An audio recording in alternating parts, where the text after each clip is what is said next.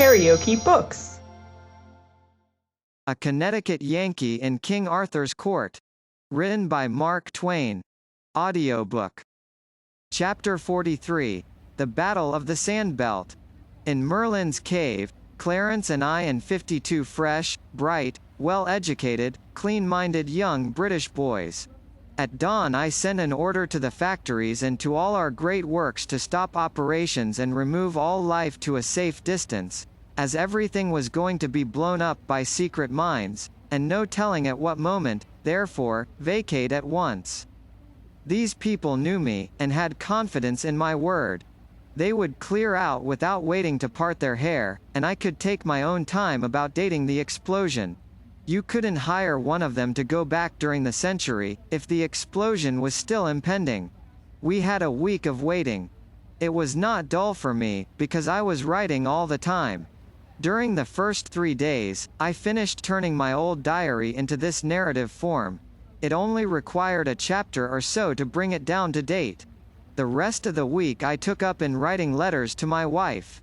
It was always my habit to write to Sandy every day, whenever we were separate, and now I kept up the habit for love of it, and of her, though I couldn't do anything with the letters, of course, after I had written them. But it put in the time, you see, and was almost like talking. It was almost as if I was saying, Sandy, if you and Hello Central were here in the cave, instead of only your photographs, what good times we could have. And then, you know, I could imagine the baby goo-gooing something out in reply, with its fists in its mouth and itself stretched across its mother's lap on its back, and she a-laughing and admiring and worshipping, and now and then tickling under the baby's chin to set it cackling, and then maybe throwing in a word of answer to me herself, and so on and so on. Well, don't you know, I could sit there in the cave with my pen, and keep it up, that way, by the hour with them. Why, it was almost like having us all together again. I had spies out every night, of course, to get news. Every report made things look more and more impressive. The hosts were gathering, down all the roads and paths of England the knights were riding, and priests rode with them, to hearten these original crusaders, this being the Church's war. All the nobilities, big and little, were on their way, and all the gentry. This was all as was expected. We should thin out this sort of folk to such a degree that the people would have nothing to do but just step to the front with their republic and... Ah, what a donkey I was! Toward the end of the week I began to get this large and disenchanting fact through my head, that the mass of the nation had swung their caps and shouted for the Republic for about 1 day, and there an end. The church, the nobles, and the gentry then turned one grand, all disapproving frown upon them and shriveled them into sheep. From that moment the sheep had begun to gather to the fold, that is to say, the camps, and offer their valueless lives and their valuable wool to the righteous cause. Why, even the very men who had lately been slaves were in the righteous cause, and glorifying it, praying for it, sentimentally slabbering over it, just like all the other commoners. Imagine such human muck as this. Conceive of this folly. Yes, it was now, death to the Republic. Everywhere, not a dissenting voice. All England was marching against us. Truly, this was more than I had bargained for. I watched my 52 boys narrowly, watched their faces, their walk, their unconscious attitudes. For all these are a language given us purposely that it may betray us in times of emergency, when we have secrets which we want to keep. I knew that that thought would keep saying itself over and over again in their minds and hearts, all England is marching against us. And ever more strenuously imploring attention with each repetition, ever more sharply realizing itself to their imaginations, until even in their sleep they would find no rest from it, but hear the vague and flitting creatures of the dreams say, all England, is marching against you. I knew all this would happen. I knew that ultimately the pressure would become so great that it would compel utterance. Therefore, I must be ready with an answer at that time, an answer well chosen and tranquilizing. I was right. The time came. They had to speak. Poor lads, it was pitiful to see, They were so pale, so worn, so troubled.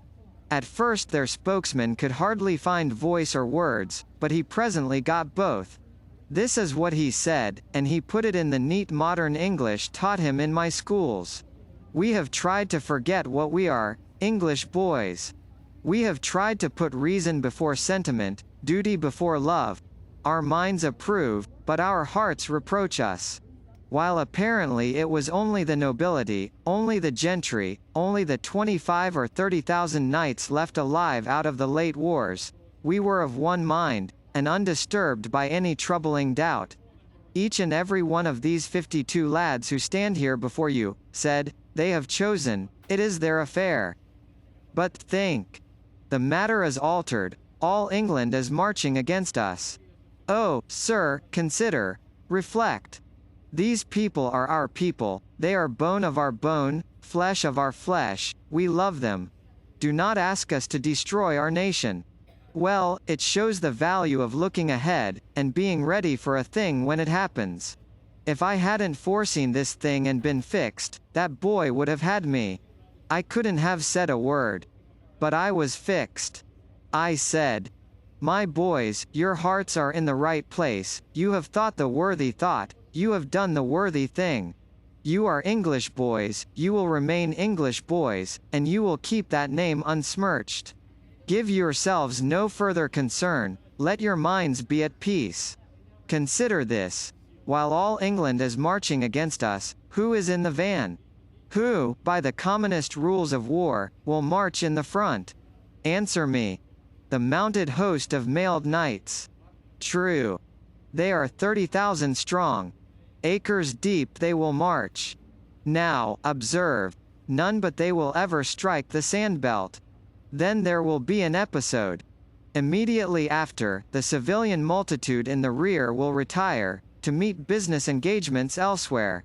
None but nobles and gentry are knights, and none but these will remain to dance to our music after that episode. It is absolutely true that we shall have to fight nobody but these 30,000 knights. Now speak, and it shall be as you decide. Shall we avoid the battle, retire from the field? No. The shout was unanimous and hearty. Are you, well, afraid of these 30,000 knights? That joke brought out a good laugh, the boys' troubles vanished away, and they went gaily to their posts. Ah, they were a darling 52. As pretty as girls, too. I was ready for the enemy now. Let the approaching big day come along, it would find us on deck. The big day arrived on time. At dawn the sentry on watch in the corral came into the cave and reported a moving black mass under the horizon, and a faint sound which he thought to be military music. Breakfast was just ready. We sat down and ate it. This over, I made the boys a little speech, and then sent out a detail to man the battery, with Clarence in command of it. The sun rose presently and sent its unobstructed splendors over the land, and we saw a prodigious host moving slowly toward us, with the steady drift and aligned front of a wave of the sea. Nearer and nearer it came, and more sublimely imposing became its aspect.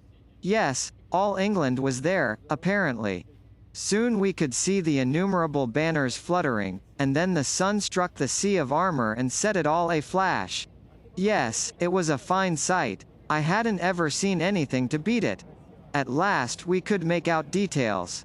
All the front ranks, no telling how many acres deep, were horsemen, plumed knights in armor. Suddenly we heard the blare of trumpets. The slow walk burst into a gallop, and then, well, it was wonderful to see. Down swept that vast horseshoe wave, it approached the sand belt, my breath stood still. Nearer, nearer. The strip of green turf beyond the yellow belt grew narrow, narrower still. Became a mere ribbon in front of the horses, then disappeared under their hoofs. Great Scott! Why, the whole front of that host shot into the sky with a thunder crash, and became a whirling tempest of rags and fragments. And along the ground lay a thick wall of smoke that hid what was left of the multitude from our sight. Time for the second step in the plan of campaign. I touched a button, and shook the bones of England loose from her spine. In that explosion all our noble civilization factories went up in the air and disappeared from the earth. It was a pity, but it was necessary. We could not afford to let the enemy turn our own weapons against us. Now ensued one of the dullest quarter hours I had ever endured. We waited in a silent solitude enclosed by our circles of wire, and by a circle of heavy smoke outside of these. We couldn't see over the wall of smoke, and we couldn't see through it. But at last it began to shred away lazily, and by the end of another quarter hour the land was clear and our curiosity was enabled to satisfy itself. No living creature was in sight. We now perceived that additions had been made to our defenses. The dynamite had dug a ditch more than 100 feet wide, all around us, and cast up an embankment some 25 feet high on both borders of it. As to destruction of life, it was amazing. Moreover, it was beyond estimate. Of course, we could not count the dead, because they did not exist as individuals, but merely as homogeneous protoplasm, with alloys of iron and buttons. No life was in sight, but necessarily there must have been some wounded in the rear ranks, who were carried off the field under cover of the wall of smoke. There would be sickness among the others, there always is, after an episode like that. But there would be no reinforcements. This was the last stand of the chivalry of England. It was all that was left of the order, after the recent annihilating wars. So I felt quite safe in believing that the utmost force that could for the future be brought against us would be but small, that is, of knights.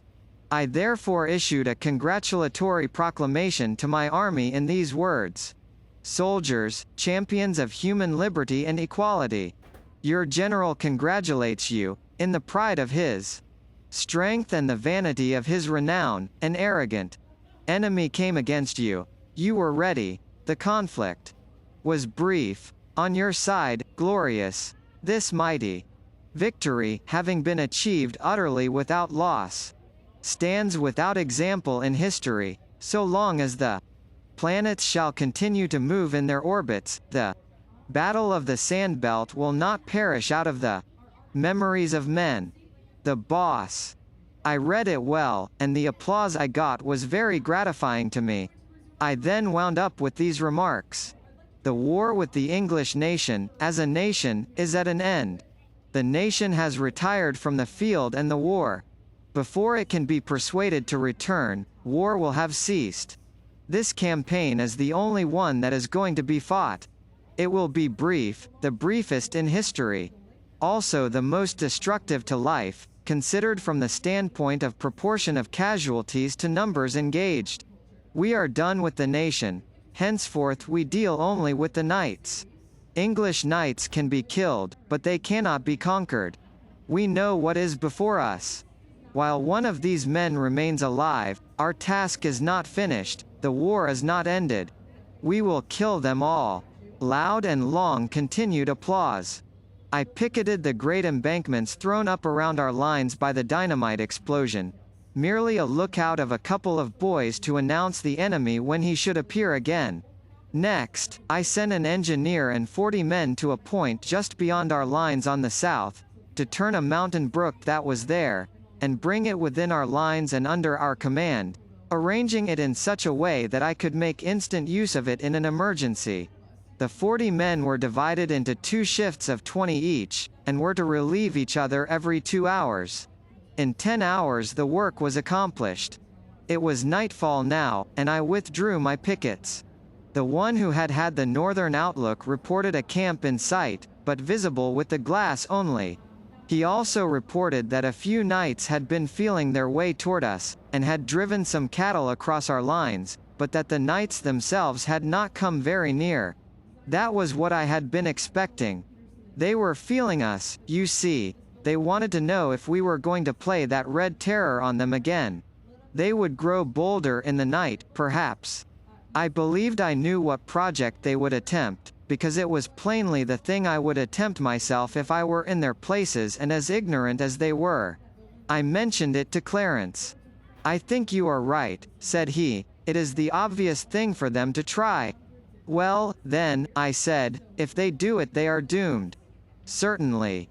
They won't have the slightest show in the world. Of course they won't. It's dreadful, Clarence. It seems an awful pity. The thing disturbed me so that I couldn't get any peace of mind for thinking of it and worrying over it. So, at last, to quiet my conscience, I framed this message to the knights. To the Honourable the Commander of the Insurgent. Chivalry of England. You fight in vain, we know. Your strength, if one may call it by that name.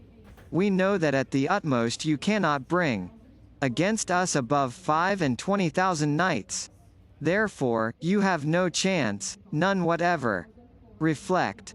We are well equipped, well fortified, we. Number 54. 54 what? Men? No, minds, the capablest in the world, a force against which mere animal might may no more hope to prevail than may the idle waves of the sea hope to prevail. Against the granite barriers of England, be advised. We offer you your lives, for the sake of your families, do not reject the gift we offer you. This chance, and it is the last, throw down your arms, surrender unconditionally to the Republic, and all will be forgiven. Signed, the Boss. I read it to Clarence, and said I proposed to send it by a flag of truce. He laughed the sarcastic laugh he was born with, and said, "Somehow it seems impossible for you to ever fully realize what these nobilities are. Now let us save a little time and trouble. Consider me the commander of the knights yonder. Now, then, you are the flag of truce. Approach and deliver me your message, and I will give you your answer." I humored the idea. I came forward under an imaginary guard of the enemy's soldiers, produced my paper, and read it through. For answer, Clarence struck the paper out of my hand, pursed up a scornful lip and said with lofty disdain, "Dismember me this animal, and return him in a basket to the base-born knave who sent him. Other answer have I none." How empty as theory in presence of fact! And this was just fact, and nothing else. It was the thing that would have happened, there was no getting around that. I tore up the paper and granted my mistimed sentimentalities a permanent rest. Then, to business. I tested the electric signals from the Gatling platform to the cave, and made sure that they were all right. I tested and retested those which commanded the fences. These were signals whereby I could break and renew the electric current in each fence independently of the others at will. I placed the brook connection under the guard and authority of 3 of my best boys, who would alternate in 2-hour watches all night and promptly obey my signal, if I should have occasion to give it, 3 revolver shots in quick succession. Sentry duty was discarded for the night, and the corral left empty of life. I ordered that quiet be maintained in the cave, and the electric lights turned down to a glimmer. As soon as it was good and dark, I shut off the current from all the fences, and then groped my way out to the embankment bordering our side of the great dynamite ditch. I crept to the top of it and lay there on the slant of the muck to watch. But it was too dark to see anything.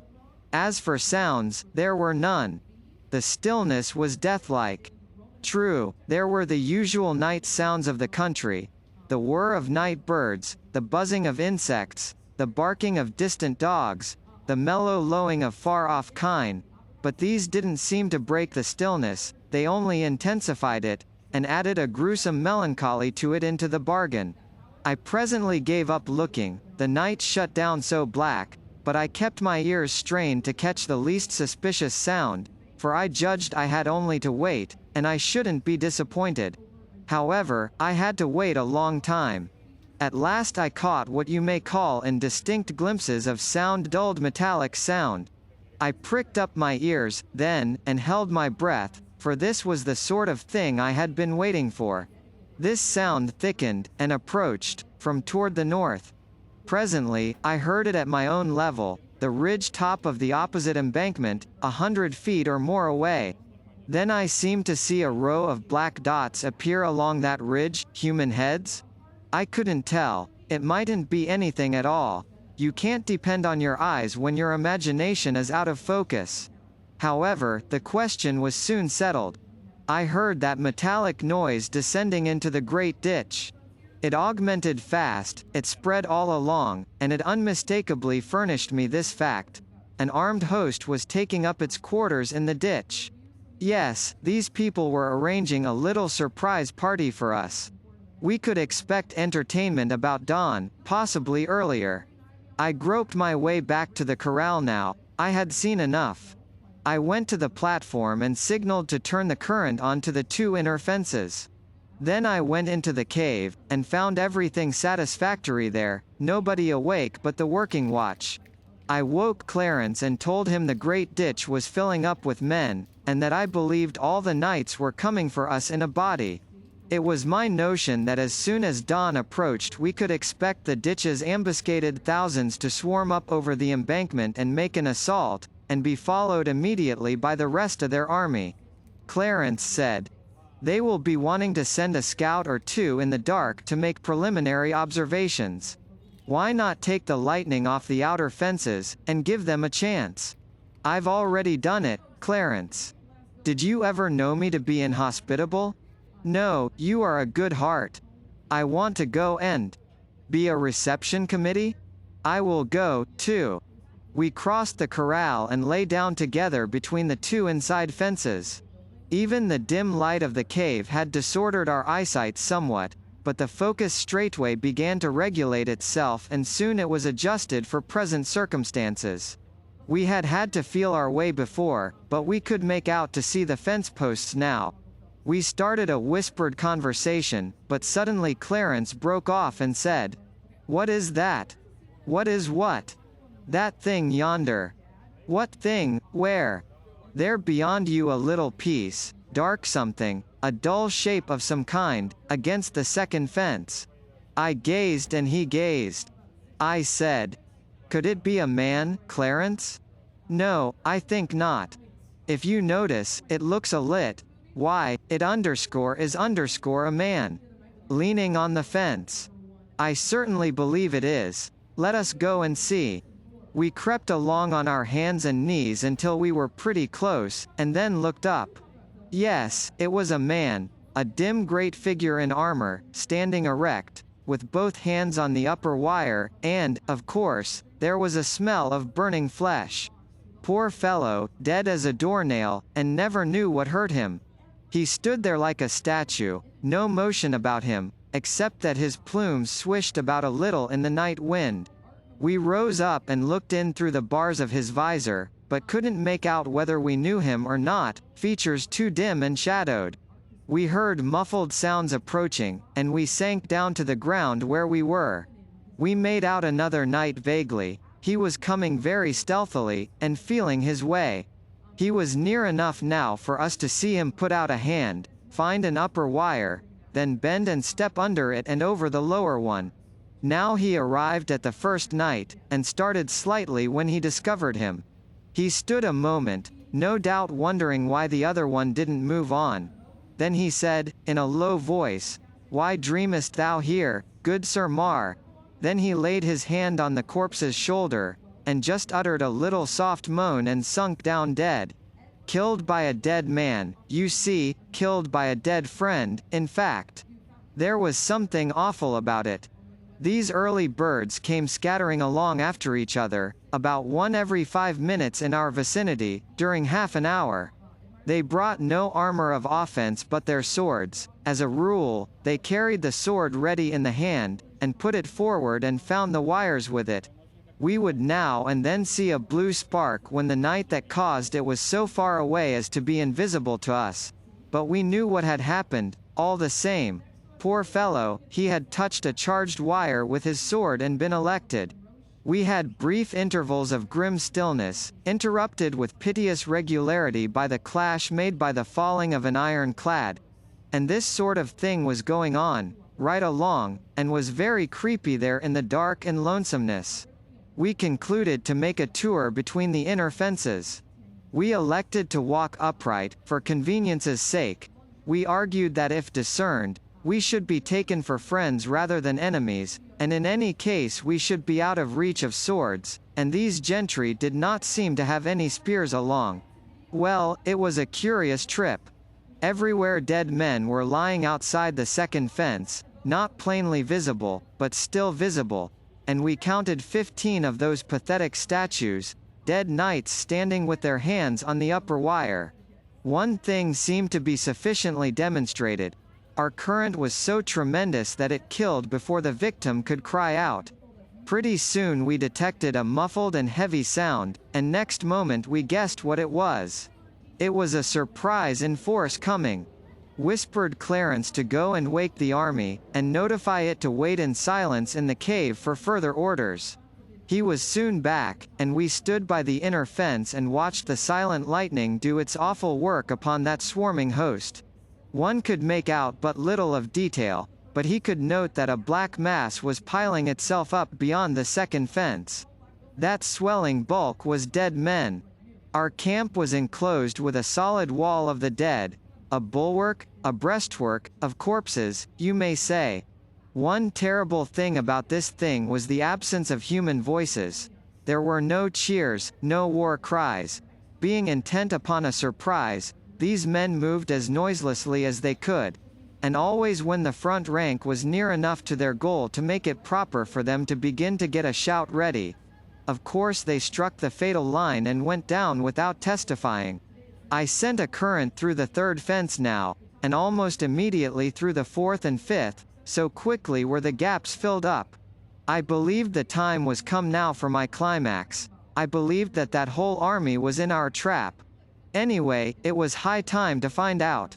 So I touched a button and set 50 electric suns aflame on the top of our precipice. Land, what a sight! We were enclosed in 3 walls of dead men.